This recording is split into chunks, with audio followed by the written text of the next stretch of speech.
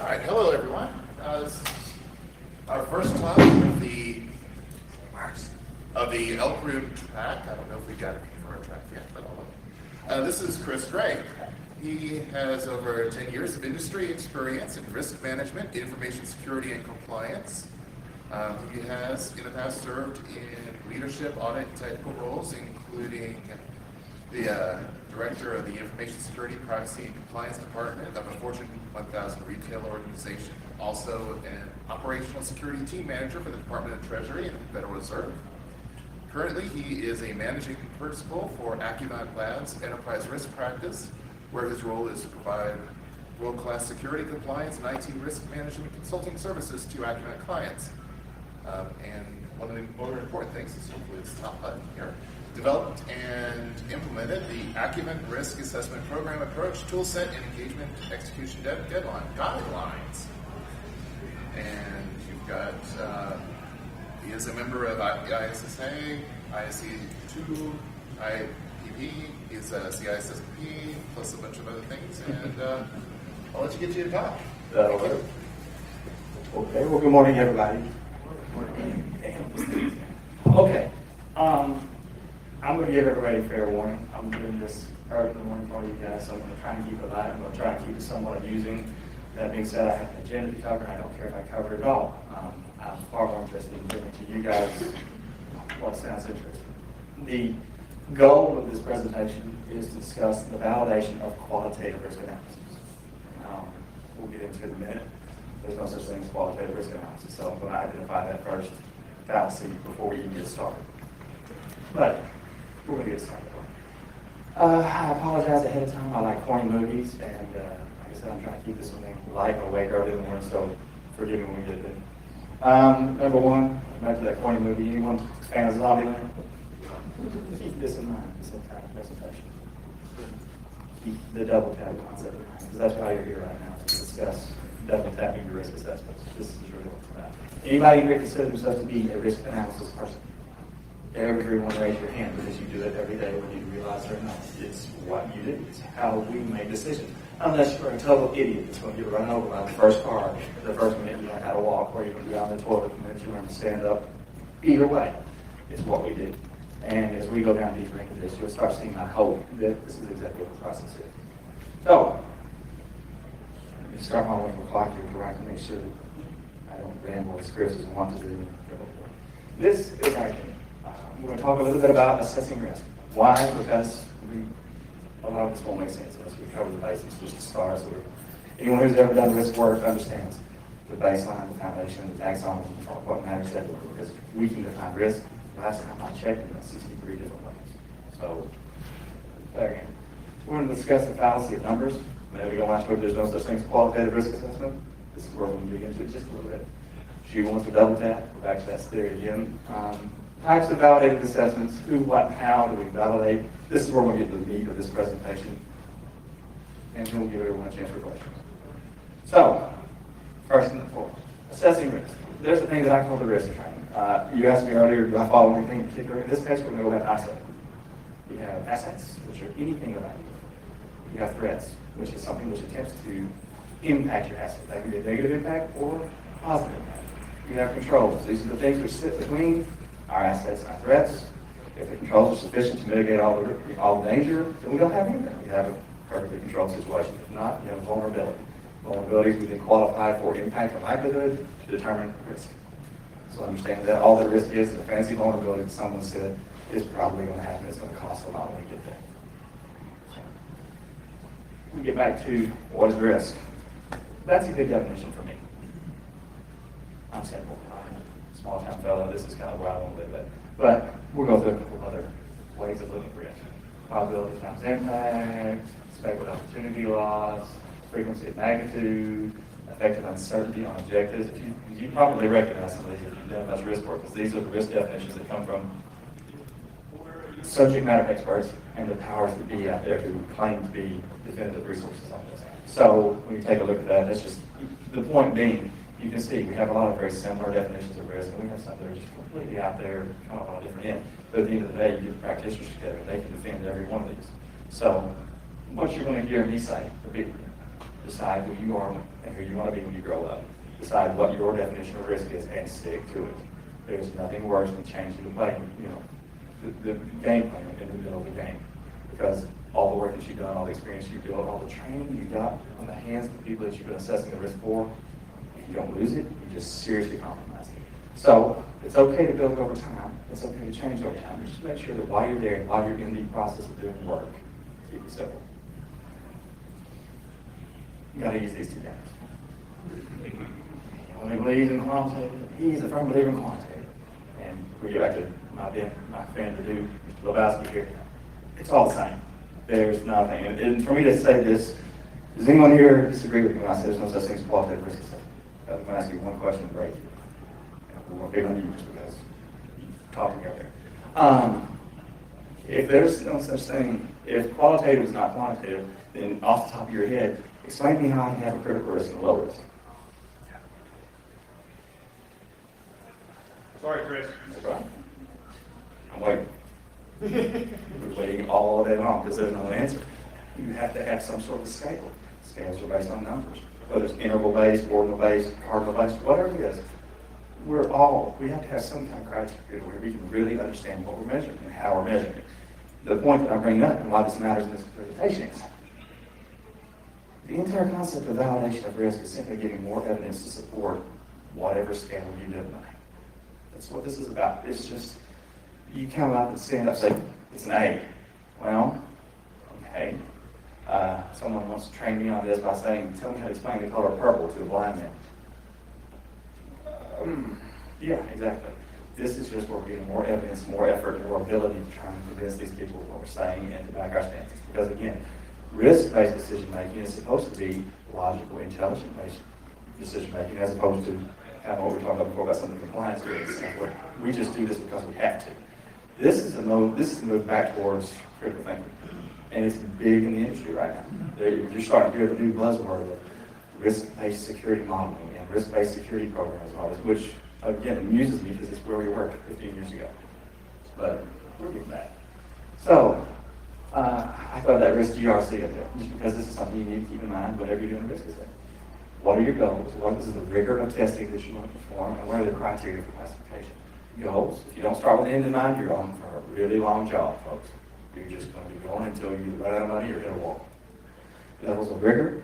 We'll get into that more later. This is where we're talking about validated risk assessments. This is where we're talking about, is it okay just to do control-based risk analysis? Well, we're going to sit down and I'm going to ask you questions. You're going to tell me answers. I'm going to take your word for it. We're going to move on. That's a perfectly good answer in many cases. However, today we're talking about validated, so no, that's a bad answer. We're not going to do that. And last but not least is criteria for assessment. Keep in mind, when we're doing that controls-based risk analysis, I'm taking your words, I'm assessing risk based on that. How do I suddenly take interviews and now weave into it the results of a vulnerability assessment and use that to determine whether my interview ratings were correct or incorrect or whatever? Think about what you're going to get yourself into before you get into it. Building an airplane flight is never a fun process. I've done it too many times, and every time, if you pull it off, throw yourself a party when you're done, because you've earned it. And last but not least, this one is, if you want to have any credibility as a risk assessor, the results must be defined, they must be repeatable, and they must be defendable. You're going to call somebody's baby ugly. You better have the ability to say, statistically speaking, based on the mirror effect of the left and the right side of the face, this baby is ugly. I mean, you've got to have the ability to say this, and you've got to have the ability to defend it. Again, this is critical information-based risk thinking that you're going to apply to where people are spending their limited time, money, and effort. Be able to defend yourself, because it's an ugly scene when you get up in front, in my opinion. If any of you guys were to hire me and I'm standing in front of you or your CIO or whatever, at the end of the day, you ask me a question and I go, yeah, I just lost that entirely. And it's just as important for you, wherever you're from, wherever you work, to have that ability to defend yourself. So, again, we go control-based or we go validated. Are we going to just talk to someone, our psychiatrist looking on the side, or are we going to go take the results and dig deeper? Controls-based risk assessments. Here's the weaknesses. You suffer from an inherent capability of what I think. You asked me a question, I told you I think. Does that mean it's right? No. Does that mean it's even in alignment with my policies? No. That's what I think. Someone arbitrarily pointed a finger at me and said, Chris, you're the subject matter expert, go talk to this guy. Okay, but again, doesn't mean I know anything better than this other guy who's over here. I may have just been the first person or the first name that came to mind. So keep that in mind. And the second one is, especially if you're doing internal risk assessment work, people will tell you what they think you want to hear, which is not good. You are, remember, doing critical decision making based on what you are obtaining. When people tell you what you want to hear, that gives you bad false positives, bad false negatives, bad all sorts of stuff. Because again, you're going to base this whole report, which is going to get fed to, hopefully, someone with decision-making capability, then your ability to write some big checks, and you're running off improper place. So, we're going to get back to our point. If one shot's good, two's better. Make sure they're dead. Go in here, find out what your people think, and then go validate. What does it do? Number one, it validates what they said.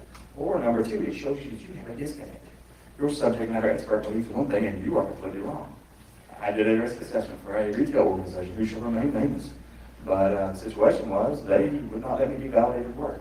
I gave them probably the best risk assessment report I've given in a year. Based off of all their people knew their story well and their documentation backed it up. They were hacked and penetrated. Less than a week later, it appears to have taken a better part of about 6.5 minutes for someone to bust them. They left a web interface open on a Cisco firewall with the default username and password available. Well, no, they don't do that. Their policies say they don't, and all their people shook their head like this and said, no, we never do that. Yeah, they did. And they got owned. I mean, because once you're inside, that was your security perimeter. That was the firewall. It's also, by the way, the VPN concentrator and everything else. So you kind of imagine where that spider got into very quick. That's how they got found out. Matter of fact, one of their business partners called them and said, why are you hacking me? So, again, perfect example of why validation is important. So, types of validated systems. End of the day, I can validate in any way that I can pull information together. So we're going to go back to old hardcore project management. You got quality, schedule, cost, and scope. I can do two of these. I can't do all three. Not unless we're willing to, understand where we're at. You want good quality? Fine. I can go really small scope, really fast, and pretty cheap. You want me to do all three at once? No, I'm just going to rate things. I'm going to give you less than qualified. So this is what to keep in mind. You said it earlier. Keep in mind what the goal of your risk assessment work is before you go any further.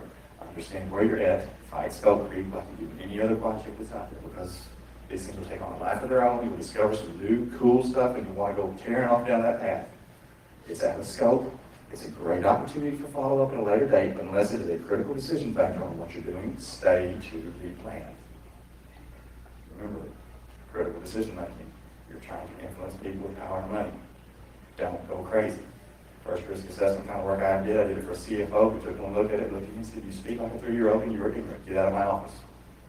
Brought me back in every week for 2.5 months until, and I quote, now you sound like a 5th grader, but I can understand you. The answer is no. I'm not giving you money for it, but you're getting it. That was scar tissue, a lot of it. It was very educational. But one good thing, I went off down some weird scopes, and he took one look at it and said, you did not answer one question I asked. That's a maturing moment right there. So, let's talk about some ways of doing technical validation. Does anyone have a question when I'm talking about technical validation before going further? This is, I've done a controls-based review. I've talked to people, I've reviewed documentation, I've done interviews, I've talked to your subject matter experts, I've got all my facts down, I'm ready to go. What we're talking about now is some sort of effort where I'm going to go in now independent of what people have told me. I'm just going to validate. We'll get into it at the end of this example for those of you who are like ISO friends, how ISO 27001, a bunch of examples of where there are things you can do to directly support the ISO for using for risk assessment. So, that being said, hey, remember when? This is, sometime in the past, I did some work. I did a bunch of vulnerability assessment, I had a pen test done, I had a web app, application testing done. I had someone come in and design my web application firewall for me and put it in place.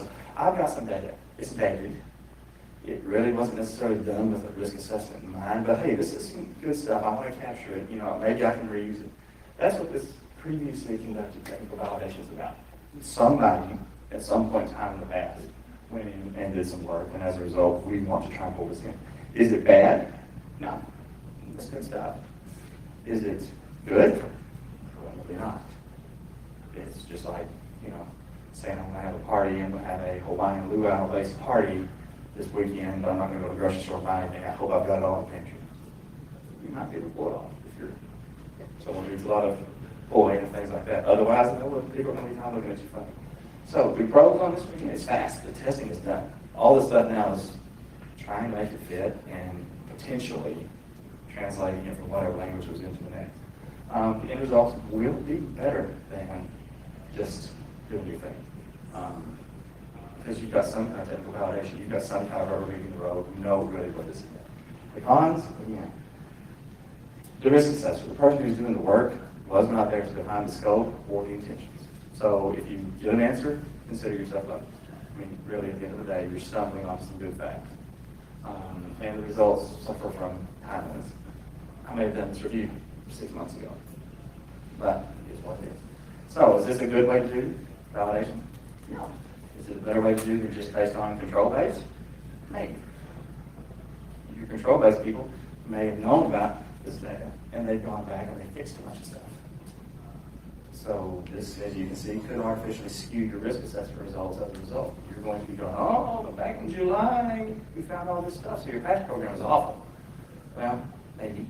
Or they look back at you and go, no, I fixed all of that. Your report is completely out of scope. It's not right. You're learning about me getting in trouble. So again, it's a method to keep in mind. That's all it is. The next one, simultaneous technical validation. This is a whole lot better. This is one of these where you're going to go assess risk, and you work with him, and you're going to go and run a whole bunch of nested scans, and a whole bunch of configuration reviews, and you're going to do a bunch of testing, access request forms, all this kind of stuff. Or you're going to go validate. You're getting ready to move it to the cloud. So while he's doing his interviews, you're pulling down all the reports and all the investigative reports, and you're pulling the Cloud Security Alliance's questionnaire, and you're testing all their technical control. The point of it is, we're starting at the same time. We both have this rough, nebulous idea of what we're shooting for, and off we go. Why is that not good? Well, when I do a risk assessment, I always tell the technical folks, I don't want them showing up at the same time as me, because I'm going to come back to that intelligence line over and over. I am the spy on the ground.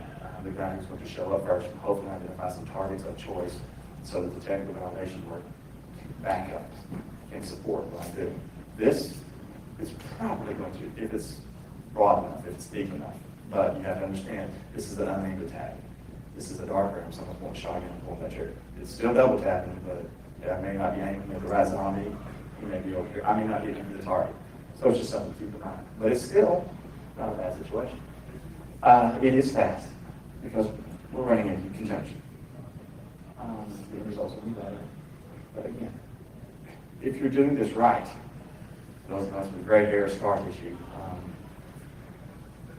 you've done this once or twice. You should have a decent idea of what you want them to look for. So you can train them and you can aim them some. You can tell them, I really want you to look at this, this, and this, because in my experience, this is where we're going to see risks around here. But again, you're basing this on assumptions and best guesses. You're probably going to be about 80% right mark, but it's just there we go. Again, maintenance critical systems, processes, and the right, here's something, especially if you're in a consulting organization like me, or if you're part of a larger company where you are a servant organization. You're IT for a non-IT specific company, you're coming in to help do a risk assessment for a business line unit. Even though you all work for the same company, you're an outsider. One of this is the nature of doing right now testing means it is hard to turn the Titanic when it's in motion. You've got everything lined up, you've got everything approved, everyone's happy. It gets to be very difficult to suddenly go, ooh, wait, yeah, I remember we were going to do that this weekend. I don't want to do that anymore. I want to do X, Y, Z. And now they're going to look at you and say, no, I've jumped through all the hoops. I've got change control done. I've got these people ready for you. You're now becoming a pain. So it's hard to pay attention. So is this good or is this bad? This is better than the last example we talked about. We're still not good yet. Okay.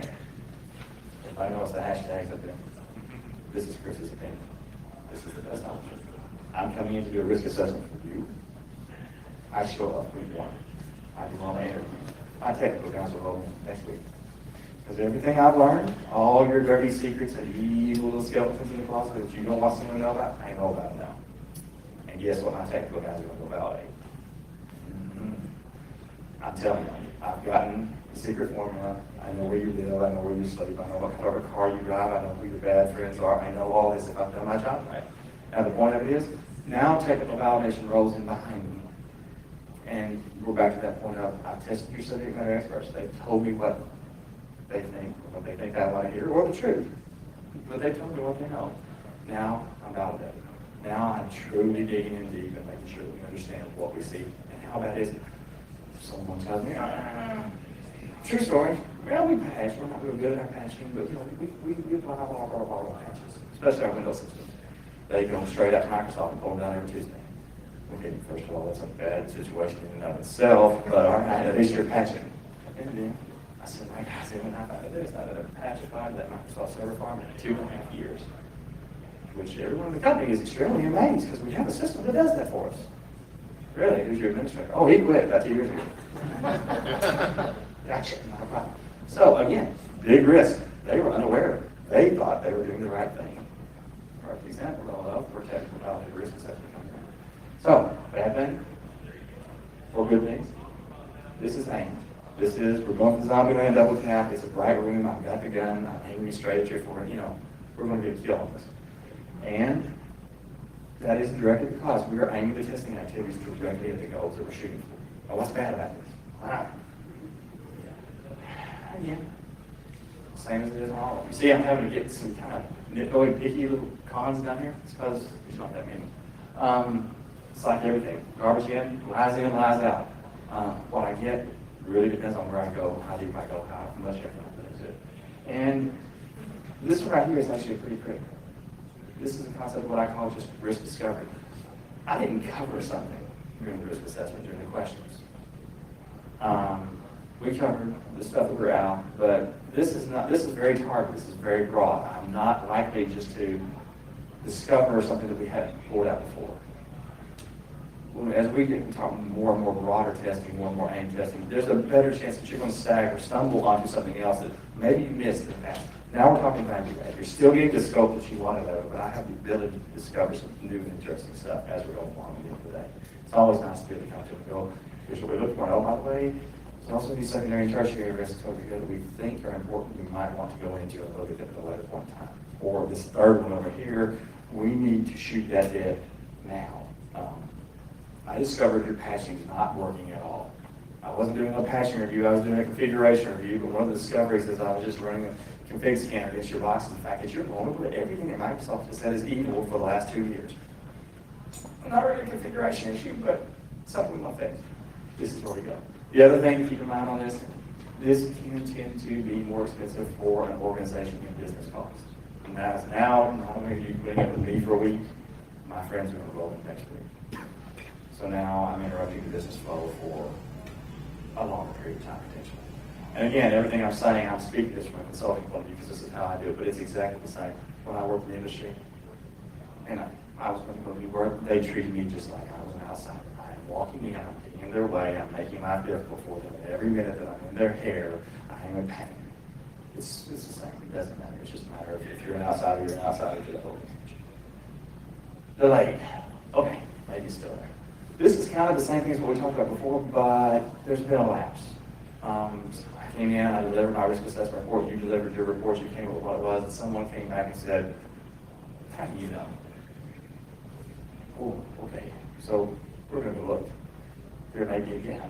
This may be something that we haven't seen. You know, we turned this report in 3 months ago. It's taken that long to get to the board, for them to take a look, for them to turn back around and say, I want more investigation done.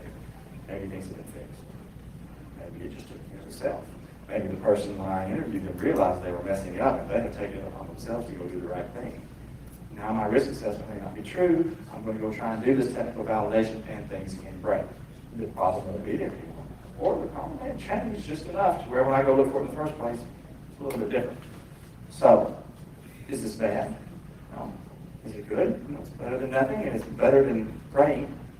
We're just, again, dark room, pull the trigger. But it suffers from its innate weaknesses. Again, testing activities are directly tied to what you found. That's a good thing. Bad thing is they're not tied. They're not true necessarily anymore. As a result, you can lose some of your impact and some of your ability to influence. So, and we get back to that same. Then I was even worse. Now I was here for a week and I've been gone for a month and a half and we're all back in the swing and here comes Chris again. With some very targeted, painful looks. Now then, we do the next question. Who's going to do the testing? Normally I wouldn't necessarily bring this up, but this is something that's becoming very important. Anyone in here in healthcare? Are you familiar with that HIPAA little requirement where it talks about we do internal assessments or we do external assessments? Who's going to do your work for you? Why are they going to do it? Do you have it documented fully that says exactly why, so that when Chris shows up to do an OCR audit on you, you can tell me, well, we chose to do this ourselves. Really? Let me see your skill sets. Let's see whether or not you're taking a proper turn. This is becoming very important. Risk assessment is now a key driver in PCI, is a key driver in HIPAA. They're about to release that new omnibus rule and seeing how 20 of the first audits that they did, 17 of the organizations were found to be deficient in risk assessment work. It stays. So this is something, I put this in here just primarily for those who are stuck in the compliance world so that you keep in mind. You may know how to do this. It may not, however, be in your best interest to do it yourself. Maybe it is. It's just something to keep in mind. So who doesn't test it? Internally. Pros, hey, we know our stuff. We know the ins and outs. We're familiar with where the pain is. It's cheap and easy. Use my own people. And that is a very caveat statement.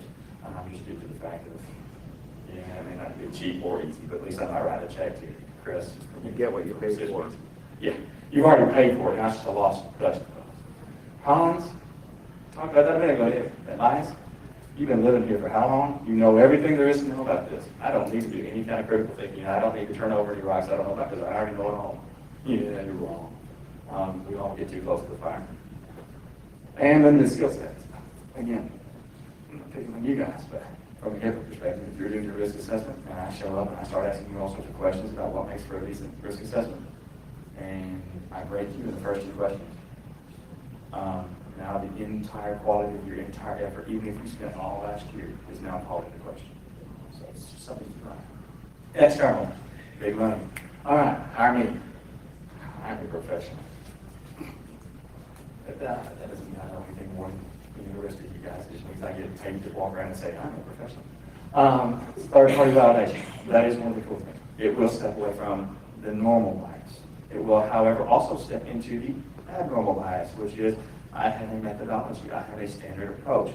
I want to turn this into a repeatable, defendable machine where I can get out there, do your risk assessment, get off, move on to my next client, make my money, make everything where I want to be. There's a bias in that as well. It tends to keep me from looking broad picture. I'm almost like that compliance checklist we were talking about. I have to go down my list. So if you're using an external, this is a benefit. However, you make sure that you aim them where you want them, that they understand the expectations you have on the scope of this to whether you're getting what you're paying for. If you're not asking questions of somebody who's going to come in and tell you they know best, give me a call when we're done here. I want to make some money off you quick, because that's just a very poor decision model. I mean, it's really where it comes down to. If you're bringing in an expert, let's make sure that expert is looking for what you need. We're back to that GRC thing we were talking about before. You know what the goal of your risk assessment is. If you use an external, make sure that they're giving you what you want and not selling you on their best way of doing it. Still equals more data, more analysis, everything. So again, it solves that problem. It is more expensive and can require more management effort. Go for it. I don't agree with your bullet that said personally, which says it's more expensive and that's a con. The fact of the matter is, if you're trying to get management's attention on a particular subject, and you give them two opinions, one from an employee and one from a hired gun that they pay more money for, the hired gun is going to have more credibility and more likely, because of the fact that they paid money for them, innately, they perceive, management, C-level management perceives them as having more credibility because they're paying for the opinion. Whether it's right or wrong or different, I didn't give you to me, that's. I need to give you one of these dollars I've got in my pocket, so you just did part of my presentation I was about to give. The first thing I do anytime I go into any organization, do any kind of risk assessment or gap assessment, whatever, I don't whoever and say, is there anything that you have been fighting for the last 5 years that no one will listen to you? Exactly. They will listen to me at $200 an hour far more than they will listen to you at whatever they pay you. So, when I'm saying it's more expensive, understand there are money costs and then there are You're more likely. Common sense benefits. You're more likely to get what you want in the end. You're more likely to get what you want. You're also more than likely, boy, my days at the Fed prove this, especially if you work in an organization that does not understand what raises risk appetite, risk acceptance mean, you're also more than likely to get some just stupid stuff shoved down your throat that you've got to eat. Because they're going to listen to that hard gun. And even if I look at them and say, that's trash, they're going to look at me and go, yes, but it's trash that you're going to take out. So, deal with it. And then last but not least, greater risk. How many folks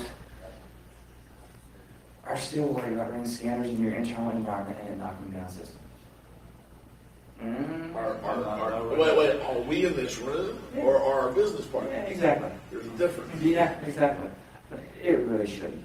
I mean, in all honesty, unless you're running Windows NT, and from a risk-based decision perspective, let me tell you now, if you are worried about a scanner like this that's knocking down your production environment, I have identified your risk. You are not business capable. You are not someone who has a robust and defendable architecture. You are someone who is propped stuff up with duct tape.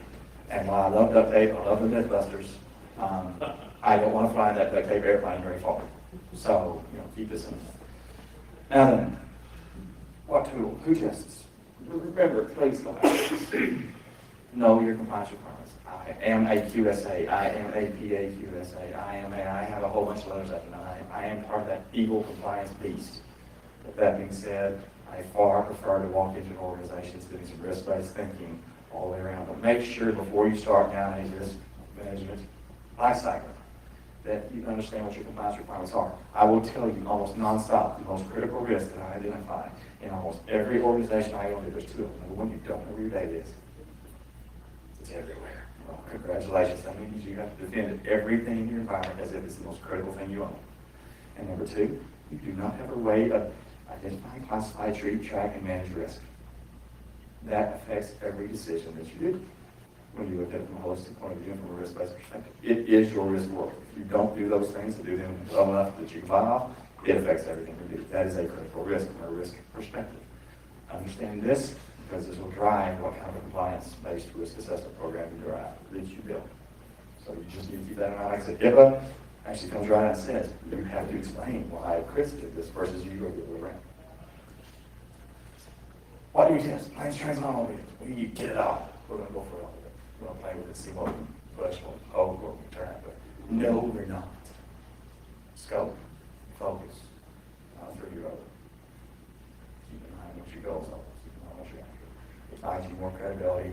It also ensures that the results that you get will be more validated and more truthful to the needs that you have. Simple testing, quick and fast. I'm going to run this. Is that bad? Nothing in it. It's going to tell you a whole bunch of things where you have vulnerabilities. It will tell you where you have questionable services. It will tell you about where you have weak services. Wow, you're running SSO version 1. You are not SOX compliant. We're going to go down the whole list. It's just something that's easy and it's fast. It's a good baby step. It's better than nothing, and it will give you information. So, and the good news is especially if you use a broad enough spectrum, you've got enough controls. You can make it fit. I will give you a pocket knife and a hammer, and we will get a square peg into a round hole if we need to. We may have to walk at it sideways and lean our head to the side and swim, but we can find a way to make it fit. It will give you something that is better than nothing. It's something that you can all do. It's free. Like I said, I'm going to use Nessus as an example.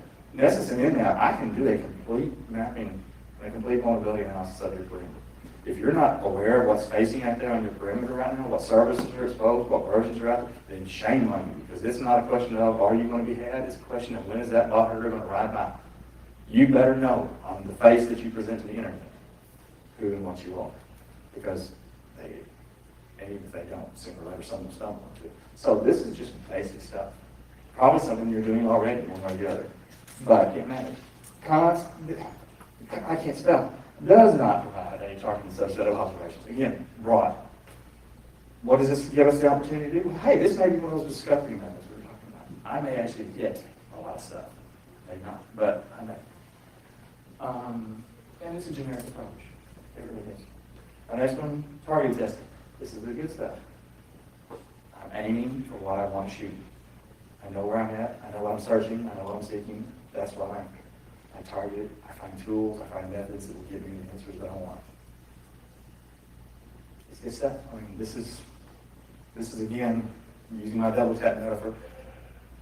Open wide room, lights are on, I can see the bad guy, I have the weapon, you know, I'm aiming it while I'm here. It's more time, it's more expensive, because it is. I mean, you're going to have to use multiple tools. I'm using a web application, I'm using a penetration tester over here, I'm doing physical security reviews and doing social engineering exam. I mean, whatever your scope is, you're aiming at it. And the testing is potentially more disruptive, because if I'm aiming at what I want to hit, what am I aiming for? I'm aiming where you keep your goal. Fort Knox, that's where your goals are, that's where your assets are. That's what I need to assess. I'm going for the big stuff. I'm not aiming for, if I get lucky here, I hit it. No. This is the nightmare that you guys are talking about. Sure, I'm not my system. I'm damn sure going to try. Because that's part of what I'm hitting. I'm aiming hard at you. Raw testing. There's my bias again. This is basically where I'm doing my aim testing, but I'm raw, that it's still over the side. I'm aiming for what I want to see, but I'm also broadening my scope enough within the scope of my exam where I can achieve some overflow. I'm going to. Why? Because I may discover stuff that none of us knew. I may discover new problems. If I'm already there and I'm already doing it, and I am in an environment that will let me play that way, why not? Why not reach out and see if I can find that bigger picture? Because again, it's a great feeling. I always love it. I've done my work, I've validated myself. Oh, look what else I found. I have to show my value. You know, that's a mommy moment. You get to come around and say, look what I did. How do we integrate testing? Okay, what I'm about to hand to you guys now is everyone roughly familiar with 27001, did they say? Precursor to 27002, blah, blah, blah. OBS 17799. This is just, well, I'm going to show you some stuff here is, people ask me, well, what is validated testing? I'm going to show you some stuff that is both, it's tool driven, but it's also some of this is process driven. Some of this is stuff that you have to put a human mind behind.